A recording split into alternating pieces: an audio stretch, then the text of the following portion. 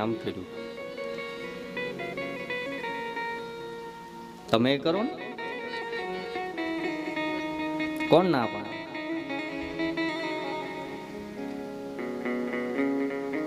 સાહેબ, માણસ પડી ભાંગવાની તૈયારી હોય ને તો તમે જે વિચાર આપો છો ને, ખાલી તમે એને પાસે બોલાવીને એને આશ્વાસન આપીને એમ કહો છો ને કે ભાઈ મૂંઝાતો ને,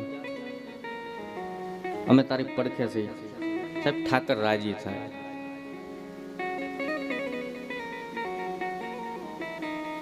ગામડું ગામ હોય ને એમાં એક બાપ હોય, દીકરીના લગ્ન થવાના હોય, બાપની પાસે કાંઈ ન હોય, પણ કુટુંબ કે ગામનો કોઈ મોટો માણસ સાહેબ એની પાસે જઈને એમ કે ભાઈ તું મૂંઝાતો નહીં, અમે બેઠા છીએ, કરિયાવરમાં ક્યાંય વાંધો નહીં આવે. સાહેબ બાપની અંદર આનંદ પ્રગટ થાય. એ મંદિર બનાવો ને એટલું પુણ્ય મળે વિચારો.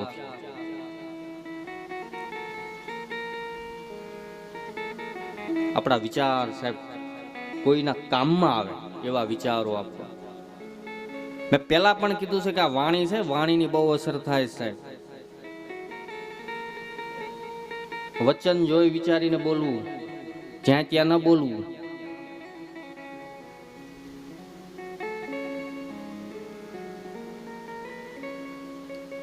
આપણે વિચારધારાને આખી ફેરવી નાખી, ડાયવર્ટ કરી નાખી.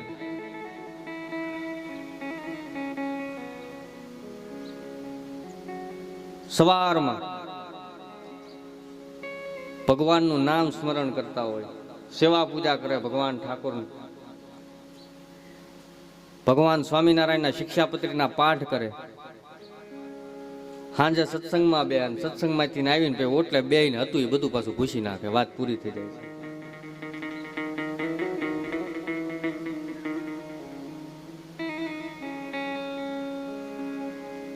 યા તો સત્સંગ બંધ કરી દો અને કાજે તમારું કર્મ છે એ બંધ કરી દો. બે સાથે કરવાથી બે માંથી એક કામની અંદર સફળતા નહીં મળે, તમે બે કામની અંદર નિષ્ફળ રહ્યા હો, યાદ રાખજો. ગમે એક પકડી રાખો. મારો મૂળ કહેવાનો ભાવાર્થ કે સાહેબ વિચાર કોઈને આપો તો એવા સાત્વિક વિચારો આપજો. એ વિચારથી સાહેબ એનું આખું જીવન પરિવર્તિત થઈ જાય. આ સાધુ સંતો મહાપુરુષો, આ સ્વામિનારાયણ સંપ્રદાયના સંતો આખી ગુરુકુળો આંકે સાહેબ. હું કામ આંકે? પૈસા માટે નહીં, પણ આવનારી જનરેશન જે યુવા પેઢી,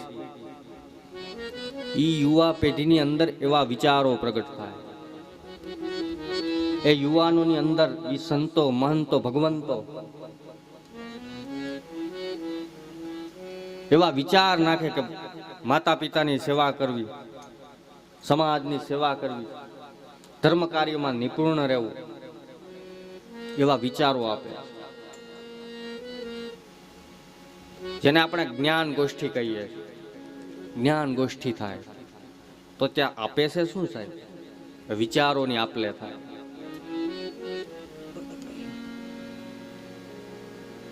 તમારો એક વિચાર સાહેબ ઘણા પુરુષોની જિંદગીમાં બદલાવ લાવી શકે. તમારું એક વાક્ય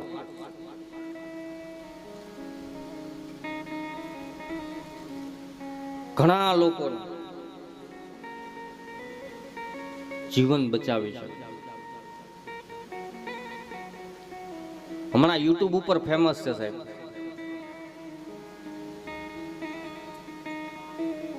ખજૂરભાઈ નીતિન જાની.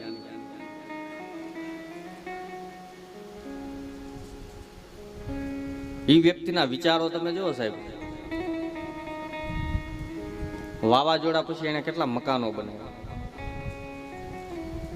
યાવત ચંદ્રો દિવાકર સાહેબ, જ્યાં સુધી સૂર્ય ચંદ્ર રહેશે ને ત્યાં સુધી એની કીર્તિ યથાવત રહેશે. વિચાર કરો તમે. બાકી આ પંચભૌતિક શરીર તો જ્યાં સુધી એની શ્વાસા, જ્યાં સુધી એનું અન્નજળ, જ્યાં સુધી એનું પ્રારબ્ધ લખેલું છે ત્યાં સુધી તો એ રહેશે જ. બાકી આ પંચભૌતિક શરીર પડી જાય પછી પણ એની કીર્તિ ગવાહે.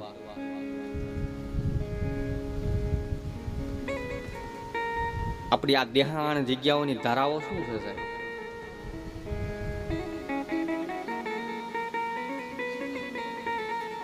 ભૂખ્યાને ટુકડા આપ્યા, ગરીબ નિરાધાર ને આર્થિક સહાય કરી, હતાધાર.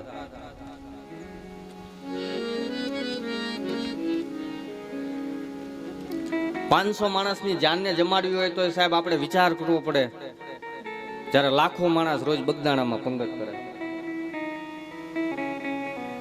પણ એ વિચારો, એ મહાપુરુષોના વિચારો સાહેબ અકબંધ હતા ને, એટલે આજ આપણે એના સમાધિએ એટલે માથું ટેકવ્યું. બાકી ઈ મહાપુરુષો એને જે સદગુરુ મહારાજ જે ઉપદેશ આપ્યો, જે એને કાર્ય સોંપ્યું, કાર્ય કરીને એને વિદાય લઈ લીધી. પણ એની કીર્તિ સમાજની અંદર રહી ગઈ, એની સુવાસ ફેલાઈ ગઈ. મારો મૂળ કહેવાનો ભાવાર્થ કે વિચારોથી સાહેબ વ્યક્તિ મહાન બની શકે. વિચાર કરવો તો હંમેશા સકારાત્મક વિચાર કરો, ક્યારે માય કાંગલો વિચાર ન કરો. કેમ કે આપણો યોગ કહે છે કે તમે જેવું વિચારો છો અને જેવું તમે મંથન કરો છો તો એવું થાય.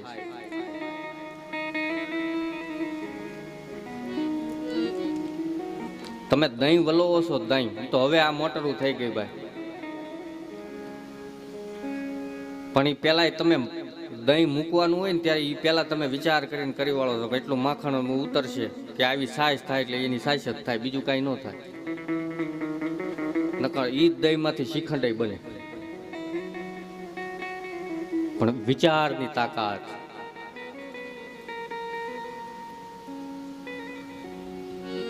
વિચાર હંમેશા સકારાત્મક વિચાર કરવો. યાદ રાખજો, ક્યારેય નબળું ન વિચારો. નબળું વિચારવાથી વ્યક્તિત્વનું સ્વયંનું પતન થાય, એમ આપણું યોગ શાસ્ત્ર કહે. કેમ કે મનની અંદર હાલતા જે વિચારો છે એ સ્વયં બ્રહ્મ સ્વરૂપ.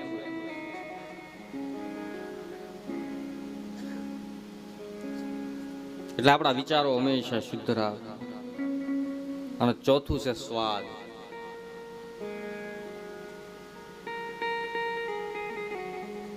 સ્વાદમાં બહુ ન ફસાવું. લગભગ સમાજનો બહુમૂલ્ય ભાગ સ્વાદની અંદર જ ફસાય.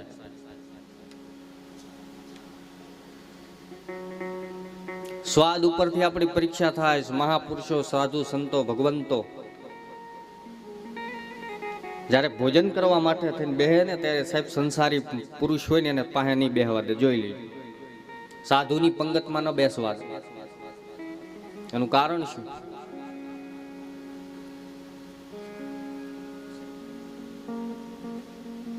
કેમ કે સ્વાદ ઉપર વિજય મેળવવો બહુ કઠિન વાત.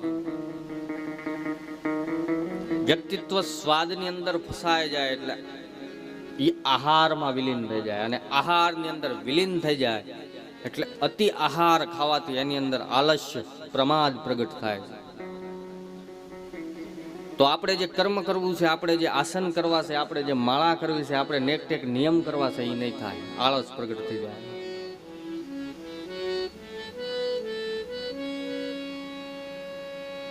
અને આળસ પ્રગટ થઈ ગઈ એટલે વાત પૂરી ભાઈ. જેને કહેવામાં આવે આપણે ગામડામાં કે ભેળાઈ જાય આપણું બધું, એમ આળસથી બધું ભેળાઈ જાય. હાવ દેહાણ ભાષા. જો આળસ આવી ગઈ એટલે વાત પૂરી છે. પછી નહીં યોગ થાય, ક્યાંય તમારી મનની સ્થિરતા નહીં લાગે. મનની સ્થિરતાને લાવવા માટે થઈને પેલા સ્વાદમાં ન ફસાવું સાહેબ. આ ખાવું, ઓલું ખાવું, ઓલું ખાવું, ક્યાંય ફસાવું નહીં. તમારું ભીતરના ભાવથી ભાવ પ્રગટ થાય તો કહેવું કે આ બનાવો, અમારે આ ખાવું. પણ વધારે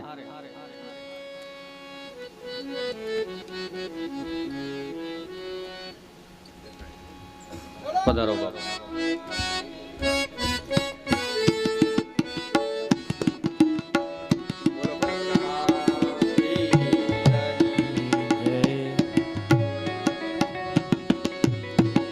બોલ રામદેવજી મહારાજ કી, બોલ પરબના પીરની.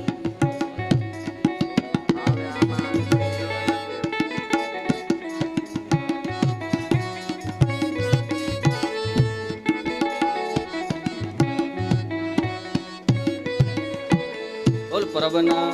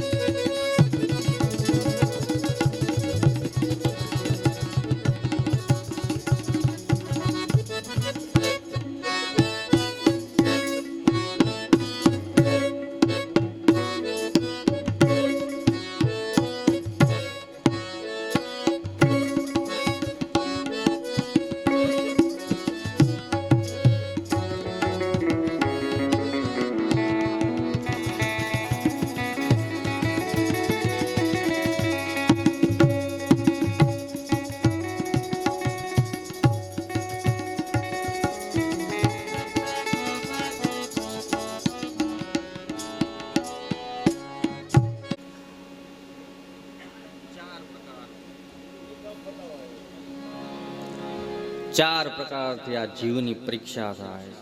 સદગુરુ સંત મહાપુરુષ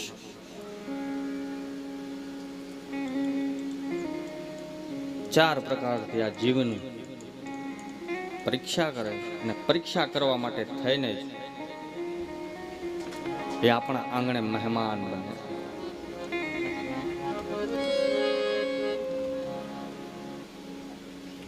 આજ ભગવાન દ્વારકાધીશ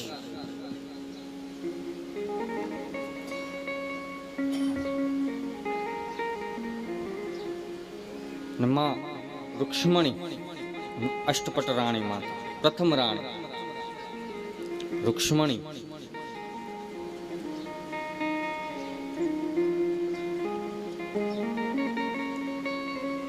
અને દ્વારકાધીશ દુર્વાસા ઋષિને રથની અંદર બેસાડી અને બંને હાથ જોડી અને બાજુમાં ઉભા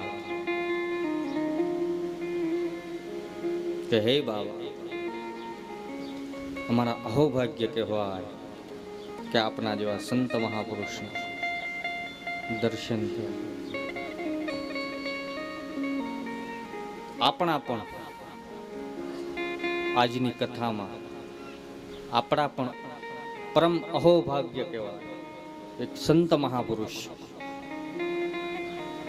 એક પ્રભની ધારા, જે પીરાયની ધારા. અને પરબની ધારાના સંત પૂજ્ય નલિનદાસ બાપુના દર્શન થયા. મેં કાલ કથામાં કીધું સંત દર્શન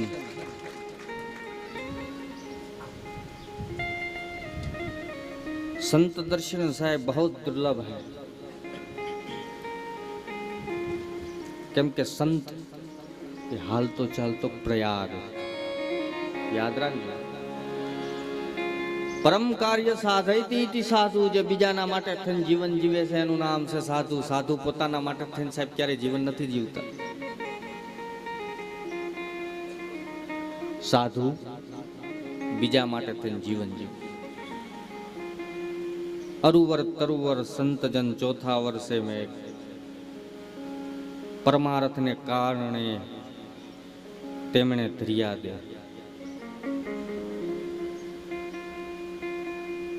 સંત દર્શન થવા મારા ને તમારા પાપ બળીને ભસ્મ થાય છે. આમ આપણું શાસ્ત્ર કહે છે, હું નથી કહેતો. આજ ભગવાન દ્વારકાધીશ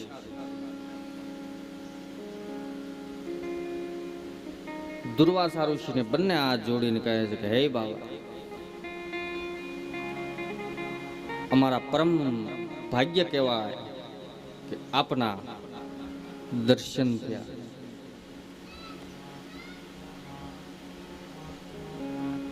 હે પ્રભુ, હે ગુરુવર્ય, આપ મારી દ્વારકા ની અંદર પધારો અને મારી દ્વારકા નગરીને પાવન કરો. આપ મારે ત્યાં ભોજન પ્રસાદ નું આરોહણ કરો.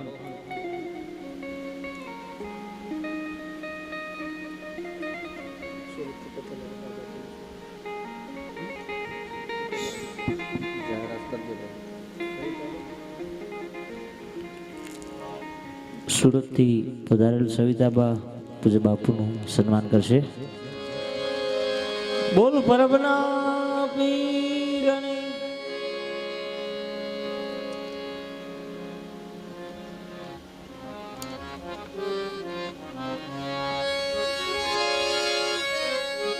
ભગવાન દ્વારકાધીશ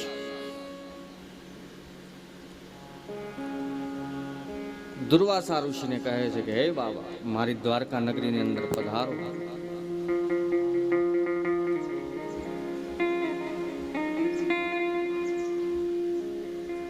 દુર્વાસા ઋષિ ભગવાન દ્વારકાધીશને કહે છે કે હે ગોવિંદ, તમારી દ્વારકાની અંદર આવું તો ખરા. પણ જે રથના ઘોડા છે એ ઘોડાને છૂટા મૂકી દો અને તમે બંને દંપતી જૂતો અને આ રથને ખેંચી અને દ્વારકા લઈ જાઓ તો આવું. ભગવાન દ્વારકાધીશના ગુરુ છે દુર્વાસા ઋષિ. આપણે મૂળ જે કથામાં હતા ત્યાં હું વાત કરું.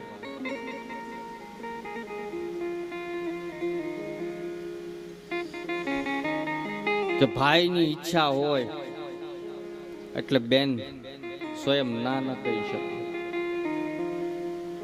ક્યાંય બહાર જવું હોય તો બેનની અનિચ્છા હોય છતાં પણ એક પોતાના પતિના કાર્યને દીપાવવા માટે થઈ અને બેન ના ન કહી શકે. એમાં આજ ભગવાન દ્વારકાધીશ રુક્ષ્મણીજીને આદેશ આપે, હે સતીનારી, હે મહારાણી, આપણા ગુરુવર્ય આવ્યા એને આદેશ આપ્યો છે તો આપણે બંને દંપતી રથની જૂતી અને એ રથને ખેંચી અને દ્વારકામાં લઈ. ભગવાન ઠાકુરજીના કહેવાથી રુક્ષ્મણીજી રથની સાથે જીત્યા તો ખરા, પણ મનની અંદર કુભાવ પ્રગટ, મનની અંદર વિચારો હાલે કે ગુરુ તો ભગવાનના મારે શું.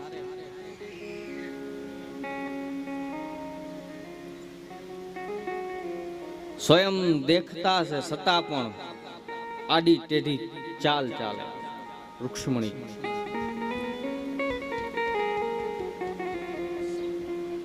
અને એમાં એક પથ્થર, અને પથ્થર ઉપર રથનું પૈડું આવ્યું. પૈડું આવવાથી રથ છે ઊંચો થઈ અને નીચે આમ છે પછડાણો. એમાં ઉપર જે છત્ર મૂકેલું હતું, છત્ર દુર્વાસા ઋષિના મસ્તકની અંદર વાયું. અને આ તો ભગવાન શિવનો અવતાર હતા. દુર્વાસા ક્રોધિત મૂર્તિ સાહેબ, એકદમ ક્રોધિત થયા અને રૂક્ષ્મણીજીને શ્રાપ આપ્યો કે હે દેવી, તમે ભાળો છો, તમને આંખ્યું છે, છતાં તમે વાંકી ટેઢી ચાલ ચાલો, તો જાઓ તમારો આવતો જન્મ જ્યાં પણ થશે ત્યાં તમે અંધ બનશો, તમારું શરીર રોગિષ્ટ બનશે. દુર્વાસા ઋષિએ શ્રાપ આપ્યો. શ્રાપને મળ્યા પછી રૂક્ષ્મણીજીને પણ ઘણો પસ્તાવો.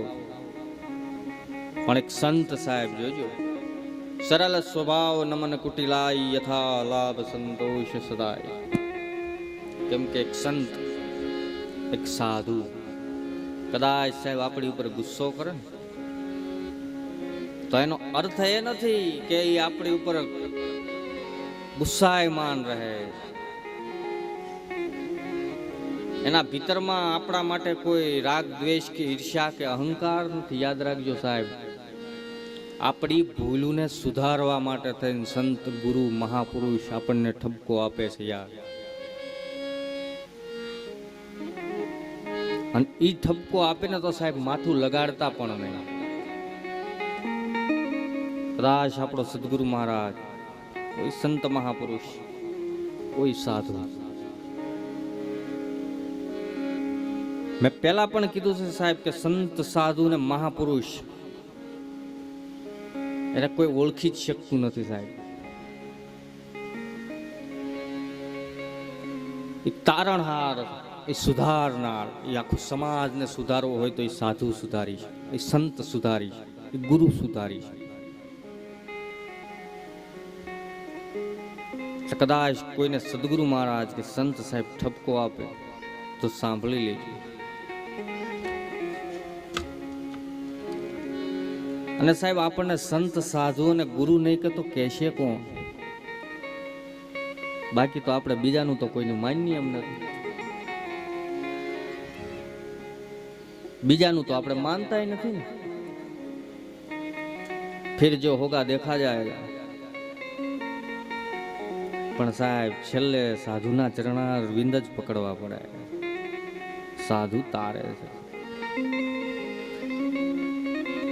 રામચરિત માનસમાં સુપ્રસિદ્ધ પ્રસંગ છે સાહેબ કે ઇન્દ્રપુત્ર જયંત, ભગવાન રામ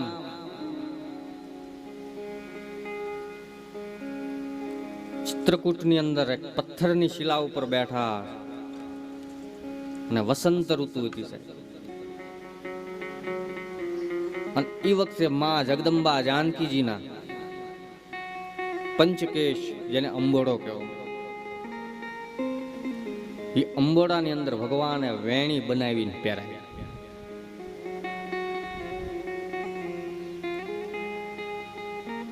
વેણી બનાવીને પહેરાવી અને એ વખતે અવકાશમાંથી આકાશ માર્ગે ઇન્દ્રપુત્ર જયંત વિચરણ કરે છે. અને એને જોયું કે આવી માનવો જેવી લીલા કરનાર આને કેમ બ્રહ્મ માનવો. થોડુંક ભગવાન માટે થઈ અને ભીતરમાં શંકા અને કુશંકા પ્રગટ થઈ અને કાગડાનું રૂપ લીધું સાહેબ.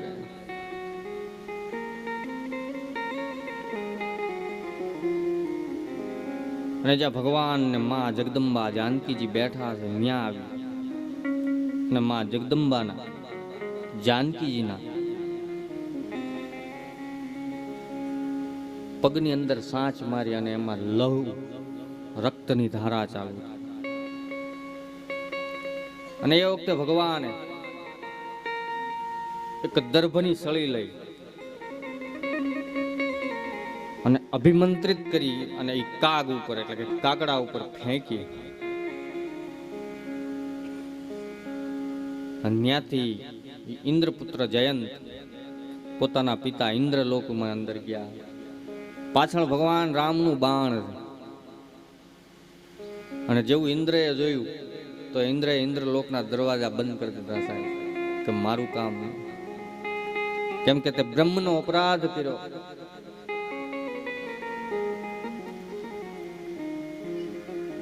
હું આ બાણને પાછું ન વાળી શકું.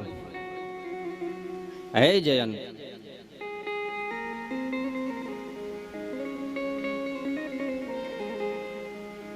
તમે અપરાધ કર્યો છે તો એનું ફળ સ્વયં તમે ભોગવો, એમ કહી ઇન્દ્રજીએ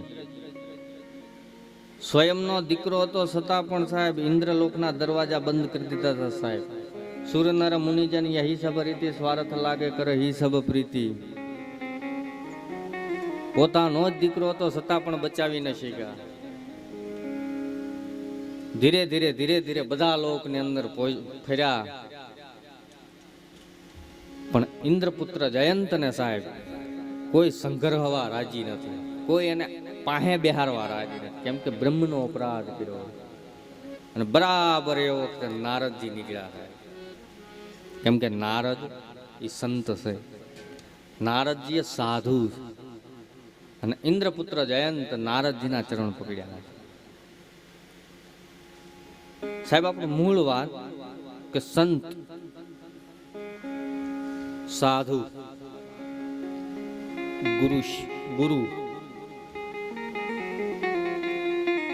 આપણો ગમે એવો ગુનો હોય સાહેબ, આપણે કદાચ બ્રહ્મનો ગુનો કર્યો હોય ને તો એ આપણને બચાવે, એ આપણો તારણહાર. સાધુ સંત ગુરુ હંમેશા દયાળુ હોય છે, કોમળ હોય છે સાહેબ, ભીતરથી કોમળ જ હોય છે સાહેબ. હા, એક સમય એક સંજોગાવશાર એક સમયાંતર એક સમયને સાચવવા માટે થઈને થોડી વાર કઠોર બને, પણ એ કઠોર નથી હોતું. સંતો ને મહાપુરુષો ત્યાં સુધી કહે છે સાહેબ કે સંત સાધુ અને ગુરુ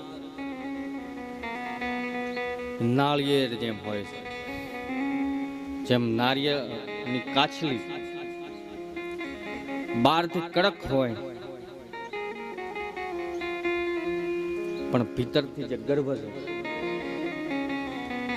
એ કોમળ હોય, એમ આ દુર્વાસા ઋષિ ગમે એમ તોય ગુરુ તત્વ છે. રૂક્ષ્મણીજીએ બે હાથ જોડ્યા છે કે હે બાબા, મારો અપરાધ ક્ષમા કરો.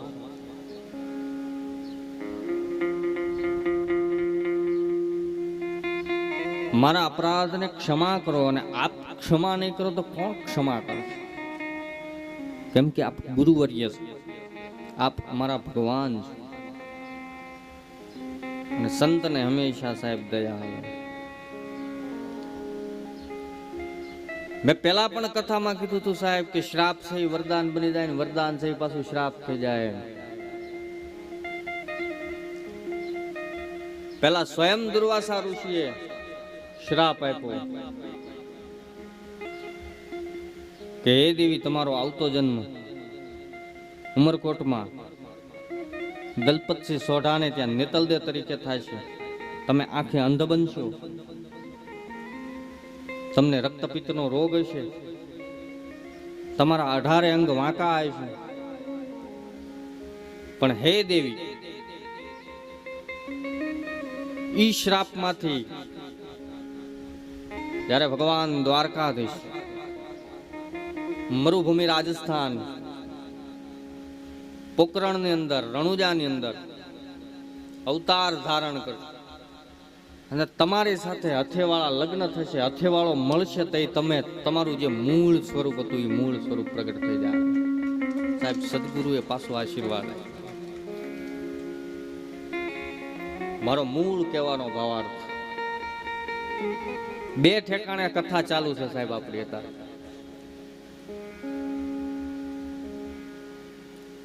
કે મૂળ નવરાત્રિ, નવરાત્રિનું અનુષ્ઠાન કરવું.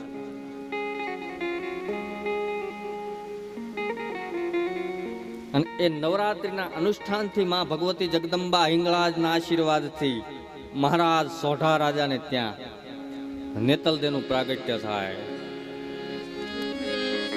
પણ એ નેતલદે કેમ બન્યા, એને રક્તપિત્તનો રોગ કેમ થયો, કેમ એ આખી અંધ બન્યા, એની આખી તમને મેં કથા સવિસ્તાર કરી.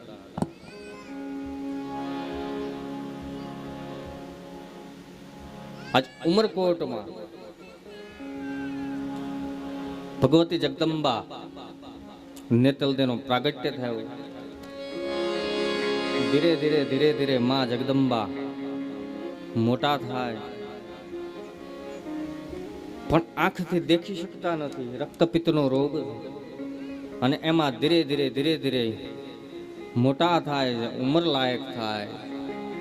અને એમાં એક દિવસ એ ઉમરકોટના રાજભવનની અંદર પોતાની માતાશ્રીની સાથે બેઠા છે અને કોઈ પોકરણ બાજુના કવિરાજ ચારણે આવી અને રામદેવજી મહારાજના વખાણ કર્યા. અને વખાણથી માં જગદંબા નેતલદે આકર્ષિત થયા. જોજો સાહેબ, કોઈના વખાણ કરવાથી આપણું મન ઈ તરફ આકર્ષિત થાય છે, સંતો કહે. અને વખાણ તો સાહેબ કોને પ્રિય ન હોય? વખાણ તો બધાને પ્રિય છે સાહેબ. જશ લેવા માટે બધા રાજી છે, પણ અબજશ લેવા કોઈ રાજી નથી. સુપ્રસિદ્ધ કથા છે સાહેબ, મહાત્મા મૂળદાસ અમરેલી.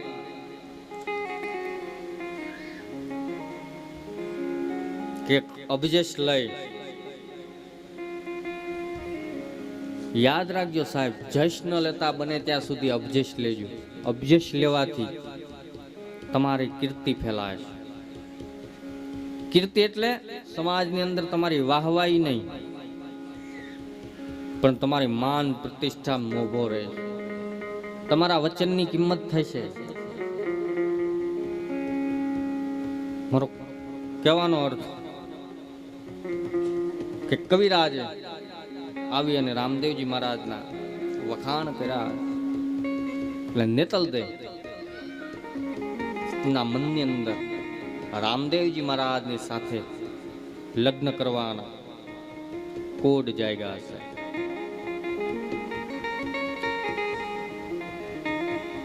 ભગવતી જગદંબા નેતલદે મનોમન ભગવાન ઠાકોરજીને પ્રાર્થના કરે, મનોમન વરી ગયા. મન વગરનું મળવું ને ભીતારે જઈને મળવું થાય. જે કાર્ય કરવામાં આપણું મન હોવું, મનને રાખજો પેલા. મનની સ્થિરતાને ટકાવી રાખો સાહેબ. આ જે કાર્ય આપણને કરાવે છે એ બધું મન કરાવે. આપણે અહીંયા બેઠા છે, અમેરિકામાં આટો મારીને મન પાછું વ્યૂ આવે. કેમ કે મનની ગતિ, મનની જે ગતિ છે ને સાહેબ, એવી કોઈની ગતિ નથી.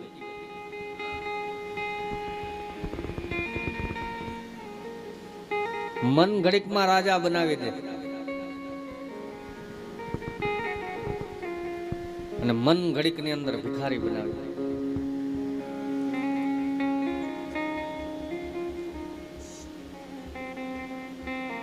મારા એક પરમ મિત્ર સાધુ અમદાવાદ રાજકોટ હાઈવે રોડ ઉપર છે, કુવાડવા.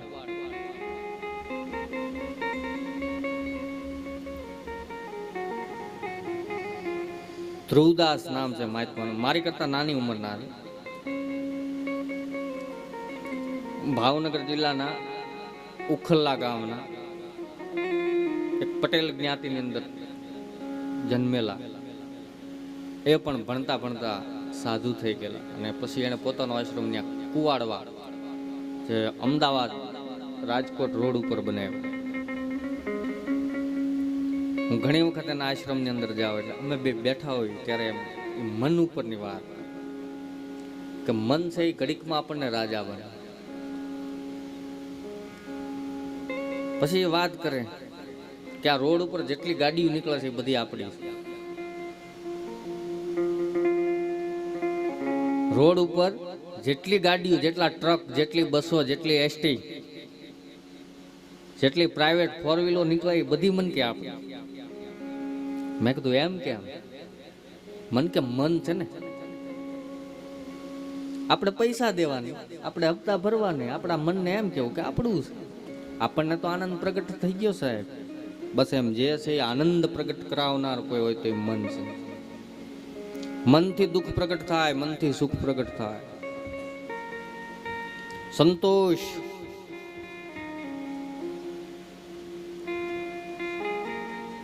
બીજાની દેખાદેખીમાં મન દુખી થાય. અત્યારે આપણે જાજો સમાજમાં સાહેબ દેખાદેખીમાં દુખી થાય.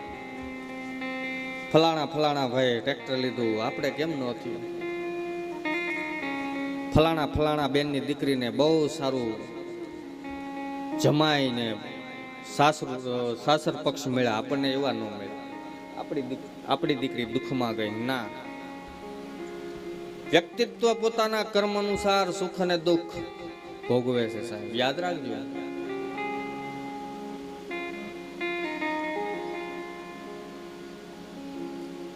અમુક અમુક સાહેબ બહુ પૈસા વાળા હોય ને પણ વાંહે દીકરા હાંજ પડે એટલે રાષ્ટ્રીય કાર્યક્રમ કરનારા હોય. સમજી જાયજો, હું અહીંથી ઉપરથી નામ તો નહીં લઉં.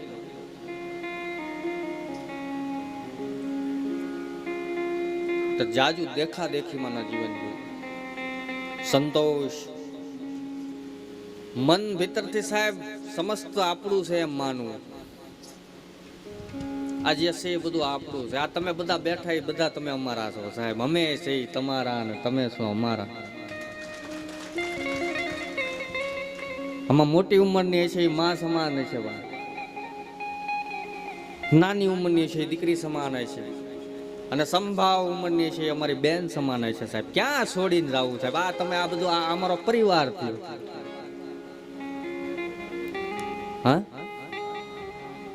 એ આ બધું મન કરાવે. એટલે મનથી જે થાય આપણું મન, મારો મૂળ કહેવાનો ભાવ કે મનની અંદર આજ નેતલદેને ભગવાન વસી ગયા. પછી નેતલદી એ જ કવિરાજ ની સાથે એક પત્ર મોકલે,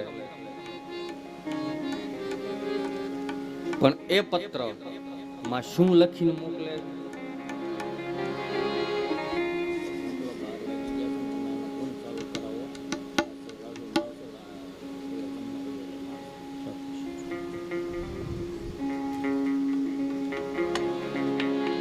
બપોર પછીની કથામાં ભગવાન ઠાકુર રામદેવજી મહારાજના લગ્ન છે.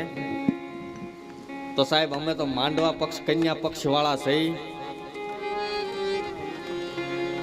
તો તમારે જેવી જાડેરી જાન જોડીને આવવું હોય એવી સુઈ, પણ સાહેબ પધારજો હો. એવું આ હીરપરા પરિવાર એવં સમસ્ત ભક્તજનો દ્વારા આમંત્રણ છે. અત્યારની કથાને અહીંયા વિરામ આપવામાં આવે છે. 2 મિનિટ ભગવાનનું નામ. બપોર પછી 3 વાગે કથાને પ્રારંભ કરવામાં આવશે. ત્યાં સુધી બોલો શ્રી રામ જય રામ જય જય રામ. શ્રી રામ જય રામ જય.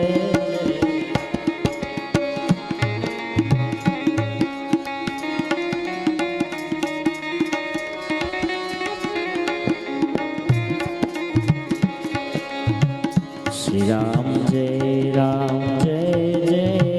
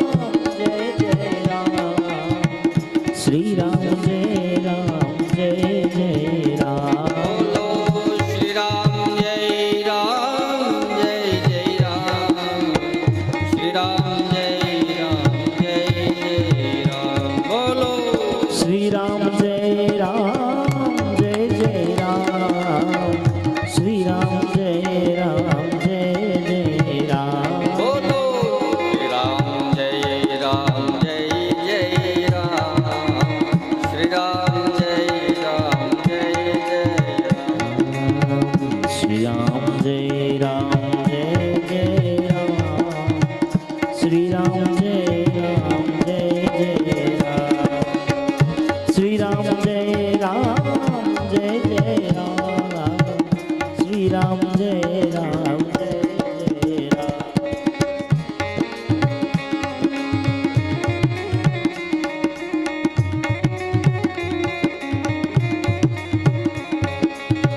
શ્રી રામ જય રામ જય જય રામ શ્રી રામ જય રામ જય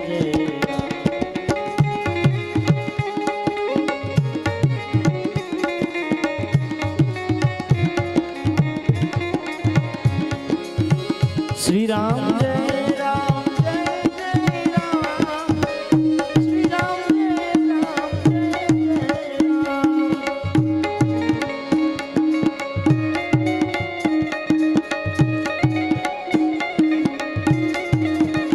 શ્રી રામ जानकी बैठे मेरे सीने में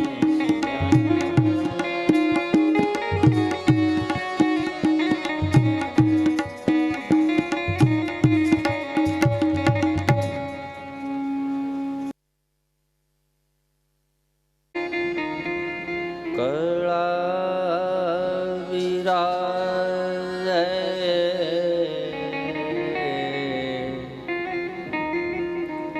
ને જામા વિરાજે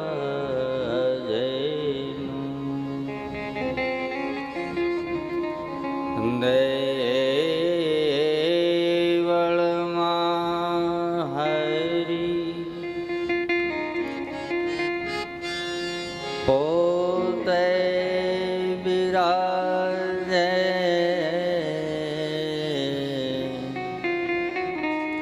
શ્રી નકલંગ હાજરાજો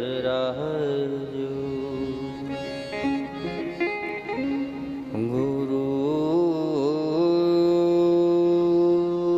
બ્રહ્મા ગુરુ વિષ્ણુ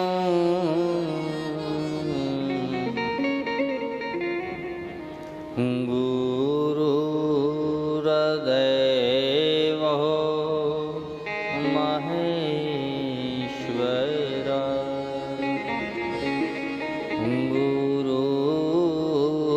ગુરુર સાક્ષાત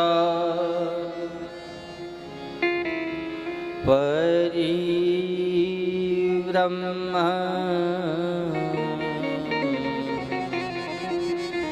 તસ્મૈ શ્રી ગુરુવે નમઃ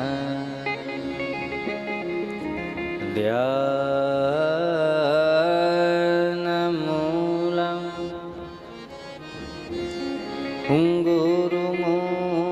ગુરુમૂર્તિ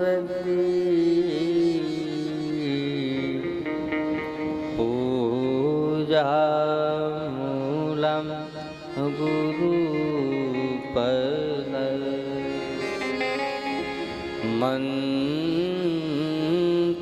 મંત્રમૂલં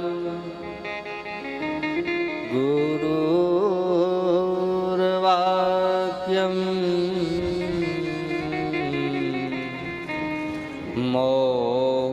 મોક્ષમૂલં ગુરુકૃપા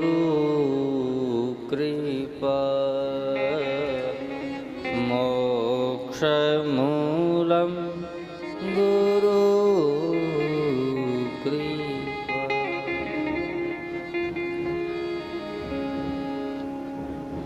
શ્રી રામ જય રામ જય જય રામ શ્રી રામ જય રામ જય જય રામ શ્રી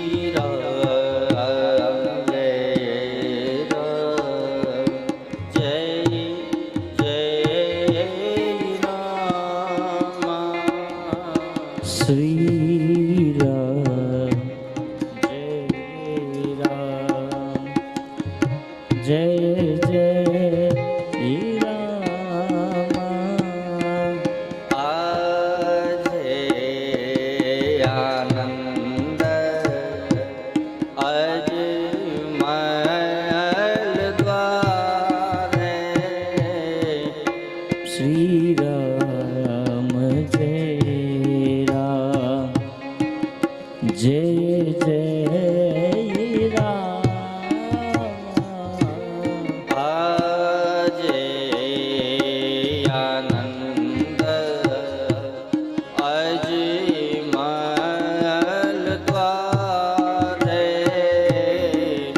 શ્રી રામ જય રામ જય જય રામ શ્રી રામ જય રામ જય જય રામ શ્રી રામ જય રામ જય જય રામ શ્રી રામ જય રામ જય જય રામ શ્રી રામ જય રામ જય જય રામ શ્રી રામ જય રામ જય જય રામ શ્રી રામ જય રામ જય જય રામ જય જય રામ જય જય રામ જય જય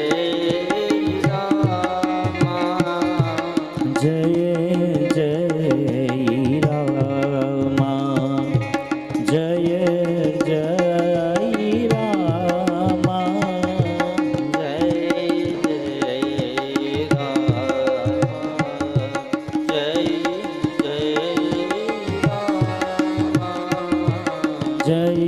જય રામ જય જય રામ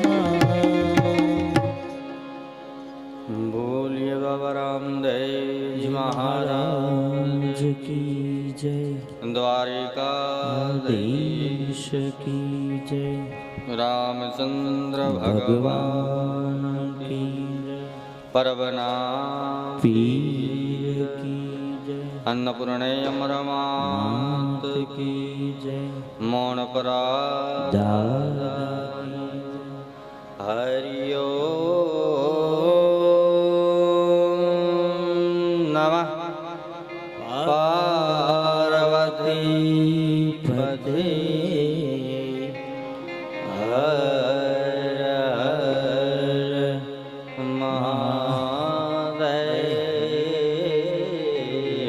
મહાદેવ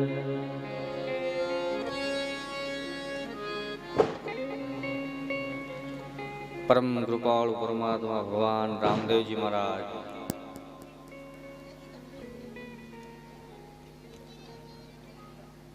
આજે લગ્ન હોવાના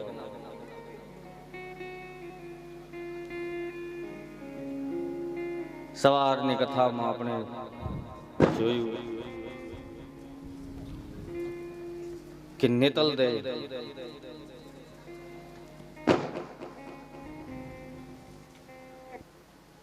જે કવિરાજ ચારણે ભગવાનની બિરદાવલી કરી અને એ વખાણ સાંભળી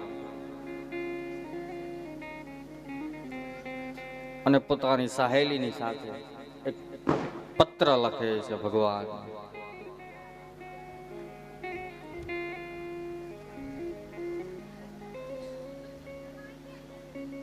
કે હે પ્રભુ આ જીવ આપનો પરમ ભક્ત છે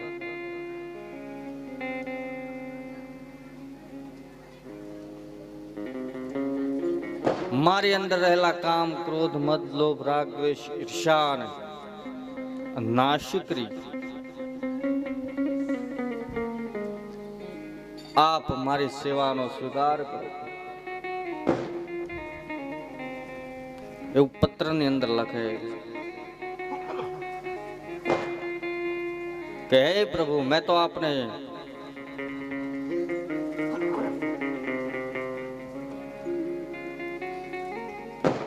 સિદ્ધ જાણીને સેવ્યા, માં અમર પોતાના સુપ્રસિદ્ધ ભજનની અંદર કહે કે મેં તો શુદ્ધ રે જાણીને તમને સેવ્યા. એમાં નેતલ દે પત્રમાં લખે છે કે હે પ્રભુ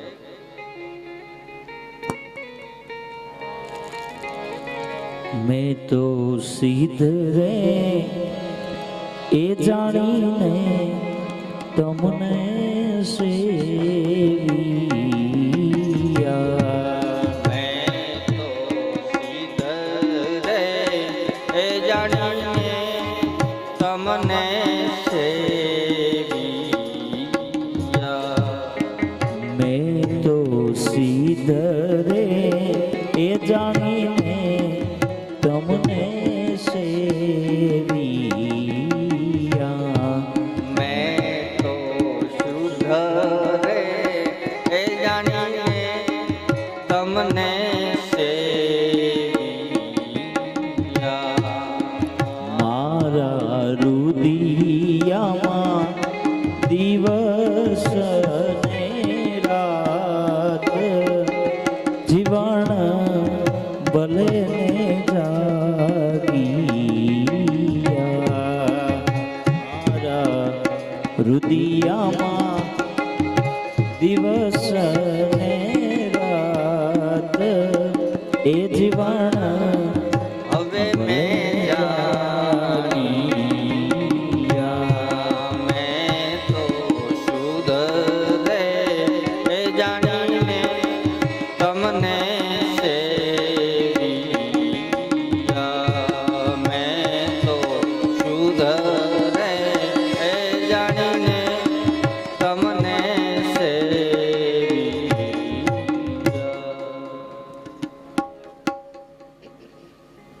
હે પ્રભુ નેતલ દે પોતાની સખીની સાથે બેસી અને પત્ર લખે અને પત્રની અંદર ભગવાનને કહે કે હે પ્રભુ મેં તો શુદ્ધ રે જાણીને તમને સેવ્યા.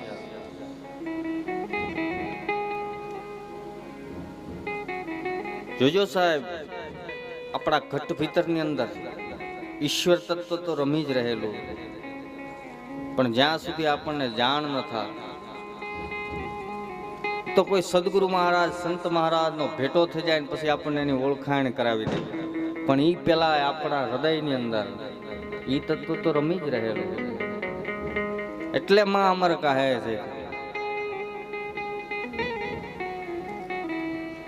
કે મારા રુદિયાની અંદર તો દિવસ ને રાત તો તમે છો.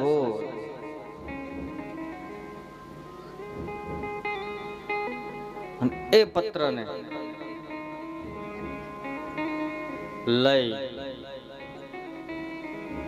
અને એક બ્રાહ્મણની સાથે પત્રને મોકલે છે અને સાથે રૂપિયો ને નાળિયેર મોકલે કે રામદેવજી મહારાજને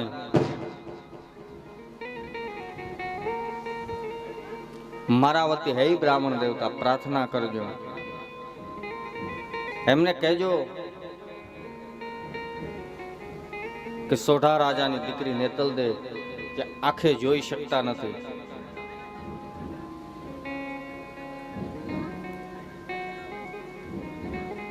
જેને રક્તપિત્તનો રોગ થયેલો છે, એ નારી એ દીકરી એક એ રાજકુમારી તમારી સાથે લગ્ન કરવામાં આવે. હૃદયનો સાહેબ શુદ્ધ ભાવ હોય.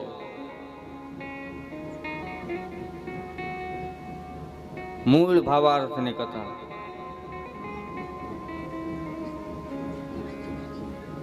કે આપણે ગમે એવા રોગિષ્ઠ હોય, આપણને ગમે એવી તકલીફ હોય,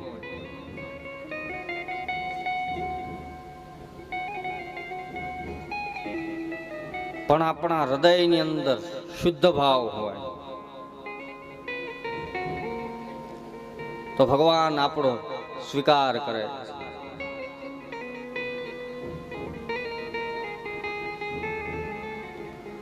ઓમ અપવિત્ર પવિત્રો વા સર્વાવસ્થામ ગતોપી વાહ યસ સ્મરેત પુંડરીકાક્ષો સહ બાહ્યાભ્યંતરઃ શુચિ.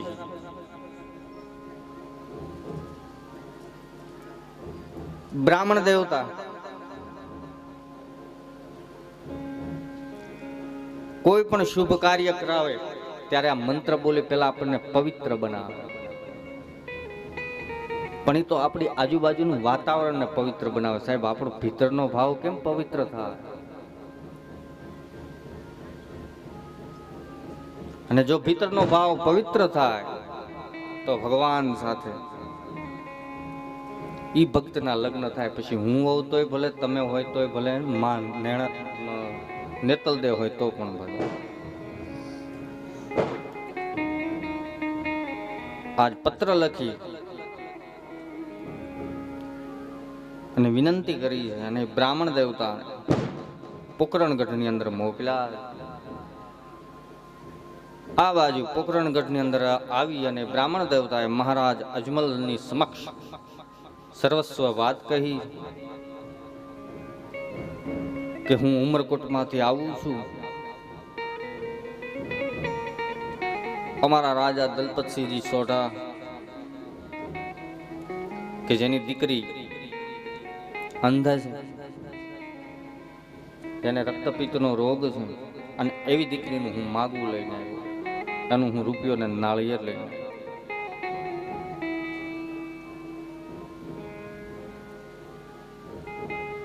અજમલજી મહારાજ રામદેવજી મહારાજને બોલાવે છે કે હે કુંવર, આપના માટે થઈ અને ઉમરકોટમાંથી રૂપિયો ને નાળિયેર આવ્યું છે તો એનો સ્વીકાર કરો. પણ એક વાત છે બેટા, અજમલજી મહારાજ કહે છે સાંભળજો કે દીકરી અંધ છે, રક્તપિત્તનો રોગ છે, પણ જે સાથે પત્ર હતો સાહેબ, એ પત્ર સ્વયં ભગવાનના હાથની અંદર આપ્યો અને એ પત્રને ભગવાને વાંચ્યો. જો કે આખું લીલા કાર્ય હતું ઠાકોરજીનું, તો એક સમાજને બતાવવાનું હતું કે શુદ્ધ હૃદય શુદ્ધ ભાવ થાય તો ભગવાનની સાથે ભક્તના લગ્ન થાય. આખું લીલા કાર્ય હતું.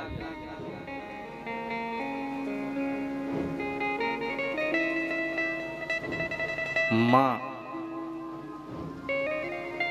મેણા દે ના પાડે.